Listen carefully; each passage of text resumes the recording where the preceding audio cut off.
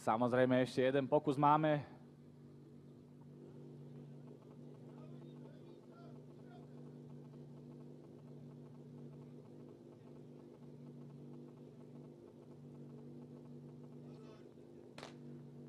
No a na druhý štart išiel úplne bez problémov.